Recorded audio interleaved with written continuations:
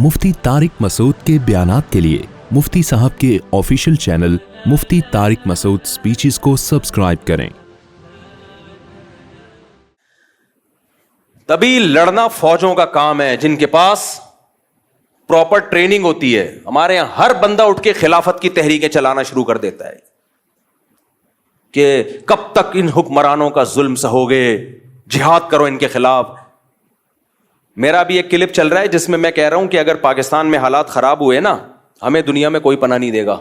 हमने तो बहुत लोगों को पनाह दी है, हमें कोई नहीं देगा। इसलिए हुक्मरानों को बुरा भला कहना छोड़ दो।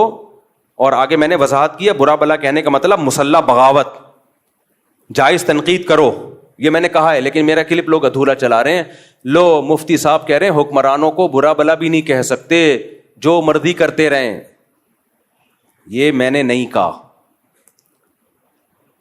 जायज तनकीद 100 दफा करो, धरने भी दो, कंटेनर ला के रखो, अपने मुतालबात पूरे करवाओ। अगर नहीं करवाने होते मैं अदालती खुला के खिलाफ इतना क्यों चीखता। मेरा मकसद है मुसल्लह तहरीक की तरफ मत जाओ, बम धमाके मार धाड़, ये काम किया तो मुल्क में लाशें बिछेंगी, रिजल्ट कुछ भी नहीं निकलेगा। गजा से ज्यादा हालात खराब हो जाएंगे हमारे मुल्क के, क्योंकि ये जो बैठ के बातें कर रहे हैं ना इस्लामी खिलाफत की, इनके पास बातों के सिवा कुछ भी नहीं है।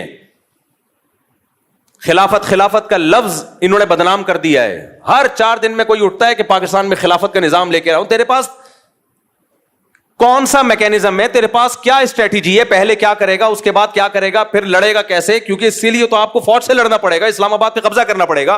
क्या कैसे करेगा?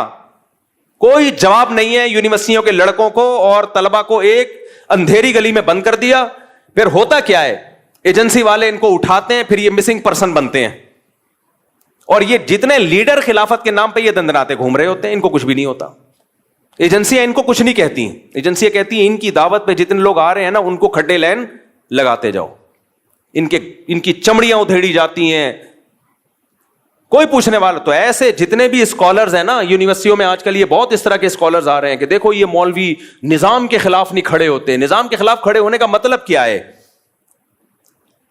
मतलब पहले वाजे करो, क्या मतलब खड़े होने का मतलब? अगर तुम ये कह रहे हो तोपे गने लेके निकल जाएं, ये निजाम के खिलाफ हम नहीं खड़े होंगे भाई, इससे नुकसान होगा, मुल्क में अनारकी फैलेगी, मुल्क के टुकड़े होंगे और गैर मुस्लिम ताकतों के हाथ में यह कंट्री चला जाएगा, इससे बदतर हालात हो जाएंगे।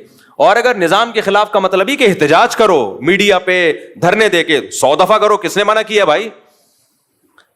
किसने मना किया है? बांग्लादेश वालों ने किया ना एहतजाज, कामयाब हुए वो, तो किसने मना किया आपको एहतजाज करने? यहां तो बात खिलाफत से शुरू हो रही है। और खलीफा कौन होगा आज तक नहीं डिफाइन कर पाए ये लोग। वो खलीफा होता है वो बेचारा इस काबिल ही नहीं होता कि उसको कोई औरत अपना शौहर बना ले, और वो मुल्क का खलीफा बनने निकला होता है। ये यूनिवर्सिटियों में बहुत हो रहा है आजकल। जाएंगे तो कुछ ठिश पिश इंग्लिश मारी, और फिर मौलवियों को बुरा भला कहा कि मौलवी तो ये कर रहे हैं, मौलवी तो तकरीरें कर रहे हैं, तो तसव्वुफ में लगे हुए हैं, तज़किया में लगे हुए हैं, निजाम की तब्दीली। और निजाम की तब्दीली का मतलब पता है क्या होता है इनका? बगावत।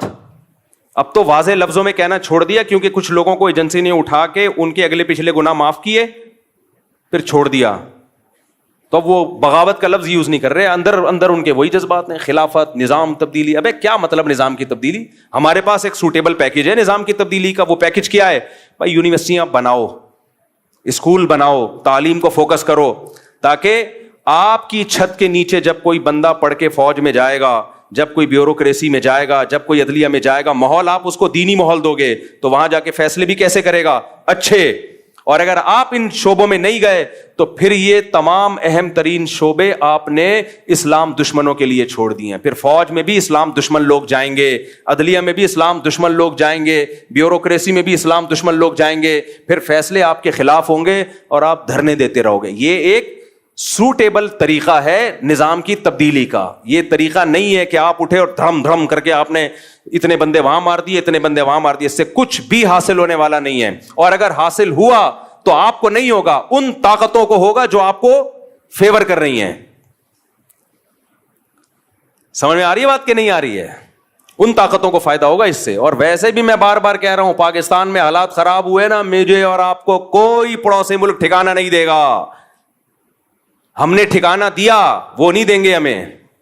لوگ کہتے ہیں ڈالر لے کے ٹھکانہ دیا تھا، تو آپ بھی تو ڈالر لے کے ہی ہمیں بھگا رہے ہو وہاں سے.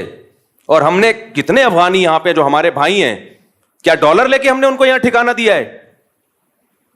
کس نے ڈالر لیے بھائی؟ آج بھی گھوم رہے ہیں اور ہمیں خوشی ہے. زیرو سے کروڑ پتی بن گئے، ان کی جائیدادیں ہیں، پراپرٹیاں ہیں 100 دفعہ. ہمیں خوشی ہوتی ہے اس سے. مسلمان ہیں. ضیاء الحق کی تقریر آپ سنے جا کے، جب یہ افغان جہاد شروع ہوا تھا، اس نے کہا تھا، اس کے الفاظ مجھے پورے الفاظ یاد نہیں، اس نے کہا تھا افغانوں کے لیے ہمارا ملک کھلا ہوا ہے، آئے یہاں پہ دھڑا دھڑ آئے. آپ نے اس سارے احسانات کو 2 منٹ میں دھجیاں اڑا دی کہ تم نے تو ڈالر کے لیے کیا تھا. تو ہمیں کوئی بھی نہیں رکھے گا. اور معلومات جب تک آتھینٹک معلومات نہ ہو نا، تبصرہ مت کیا کرو. آتھینٹک معلومات یہی ہیں کہ تمہیں کوئی بھی نہیں رکھے گا. صحیح ہے، اس ذہن میں رکھ. نہ پڑوسی رکھیں گے، چاہے وہ اسلامی حکومت ہے، ہم سے اچھے ہوں گے، 100 دفعہ اچھے ہوں گے، ان کی بڑی قربانیاں ہیں، 100 دفعہ قربانیاں ہیں، ان کے شہیدوں کے خون سے خوشبوئیں آئی ہیں، 100 دفعہ آئی ہیں، لیکن مجھے اور آپ کو نہیں رکھے گا کوئی بھی. یہ ذہن میں رکھنا. اور صرف یہ نہیں کہ رکھیں گے نہیں، لتر مار کے باہر نکالیں گے. لتر مار کے بولیں گے دفع ہو یہاں سے. عزت سے بھی نہیں نکالیں گے، لتر مار مار کے نکالیں گے. ویسے ہی ملاقات کے سلسلے میں چلے گئے تو ٹھیک ہے، رہنے کے لیے گئے لتر مار کے نکالیں گے. لتر مار کے. یقین نہیں آتا، جاؤ، چلے جاؤ. سمجھتے ہو؟ باقی ان کی قربانیوں کا کوئی انکار نہیں ہے. جو اسلام نافذ کیا اس کا کوئی انکار نہیں ہے، 100 دفعہ. اور سب ہمارے بھائی ہیں بھائی، کسی سے نفرت پھیلانا مقصد نہیں ہے. جتنے پڑوسی ملک ہیں ہم ہم تو انڈیا سے دوستی کے قائل ہیں، جو خالصتاً کافر ملک ہے. بس صرف اتنی نالج دینا مقصد ہے کہ تمہیں کوئی رکھے گا نہیں. سمجھ رہے ہو؟ اور صرف نکالیں گے نہیں، لتر مار کے نکالیں گے. اس پہ لوگ اعتراض کر رہے ہیں میرے بیانات پہ. میں تو جو گراؤنڈ ریئلٹی وہ بیان کر رہا ہوں. باقی تو ہم تو دوستی کے قائل ہیں بھائی.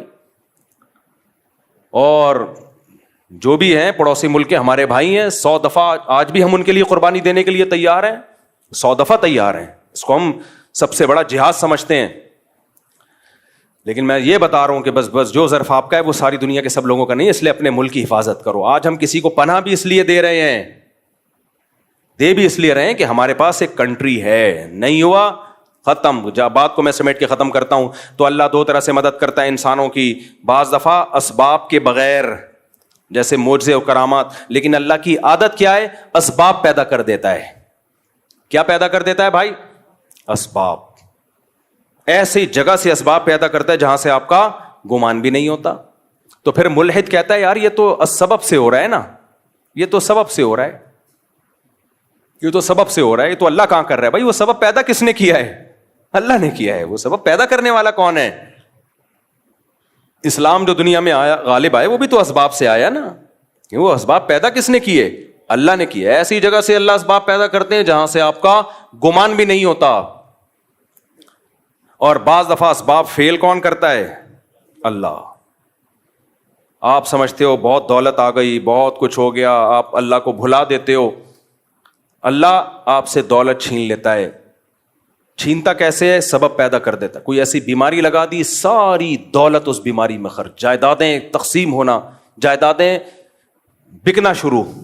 ایسے لوگ ہم نے دیکھے ہیں. ایک بیماری ہوئی، علاج میں زیرو ہو گئے بالکل. کروڑوں کروڑوں روپے جو انہوں نے کمائے تھے ختم، بھیک مانگنے پہ آ گئے. حضرت حکیم اختر صاحب رحمہ اللہ تعالیٰ ایک واقعہ بیان کیا کرتے تھے. ابھی بھی ان کا بیان انٹرنیٹ پہ پڑا ہوا ہے کہ گلشن اقبال میں ایک سیٹھ صاحب رہا کرتے تھے، ہر وقت مولویوں کی برائی، مولوی ایسے، مولوی ایسے. کچھ لوگوں کو پتہ نہیں، کوئی اللہ معاف فرمائے، کوئی بچپن میں کچھ الٹے سیدھے واقعات شاید ہو جاتے ہیں ان کے ساتھ کسی 2 نمبر مولوی کے، تو وہ ہر مولوی کو برا سمجھتے ہیں. بھائی ہر مولوی برا نہیں ہوتا یار. تو ان کو ٹھڑک ہو جاتی ہے، کوئی مولوی ایسے، مولوی ایسے، مولوی ایسے. ایک صاحب مجھے ملتا ہی مولوی ایسے، مولوی ایسے، مولوی ایسے، مولوی 2 نمبر. میں نے کہا کیا ہو گیا بھائی؟ پھر انہیں واقعہ سنایا کہ بچپن میں جو ان کے ساتھ ہوا تھا، کوئی قاری صاحب تھے، کوئی غلط ہو گیا. تو میں نے کہا یار ایک نے غلط کر لیا آپ کے ساتھ، جو 100% اس قاری کو چھتر لگاؤ سالے کو. لیکن یہ تھوڑی کہ سارے قاری ایسے یار، سارے مولوی ایسے. ایک ونس اپون اے ٹائم آپ کے ساتھ ہو گیا، اور آپ کو بھی تو چاہیے تھا نا کہ تھوڑا سا اتنا. اس کی تو 100% غلطی ہے، لیکن آپ نے جو اندھا اعتماد کیا، وہ کہہ رہے میں تو بزرگ سمجھ کے گیا تھا اس کے پاس. تو بزرگ بھی بعض بڑے ڈینجرس قسم کے ہوتے ہیں. دو قسمیں تو بزرگوں کی ہیں نا, 2 نمبر اور 1 نمبر. تو بعض دفعہ ایسا ہو جاتا ہے جس کی وجہ سے پھر آدمی کہتا ہے. تو وہ حکیم اختر صاحب نے فرمایا کہ وہ ہر وقت مولوی ایسے, عالم ایسے, بزرگ ایسے, نہ نماز نہ روزہ نہ زکوٰۃ. اس کو معدے کا کینسر ہو گیا. کینسر جب ہوا ہے تو حالت خراب, ڈاکٹر نے کہہ دیا اتنے دن کے مہمان ہو. اب دبلا ہونا شروع ہو گیا, ہڈیاں وڈیاں جو بیچارے کینسروں کے.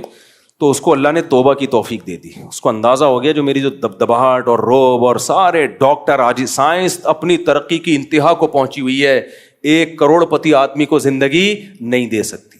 جوان بھی تھا. اس کو اندازہ ہو گیا بھائی یہ سب مادی اسباب کی 2 ٹکے کی حیثیت نہیں ہے, موت اپنی آنکھوں سے نظر آ رہی. حکیم اختر صاحب نے فرمایا کہ اس نے سارے علماء کو بلایا, سب سے معافیاں مانگی, بھائی مجھ سے غلطی ہوئی ہے, توبہ کی اور دنیا سے چلا گیا.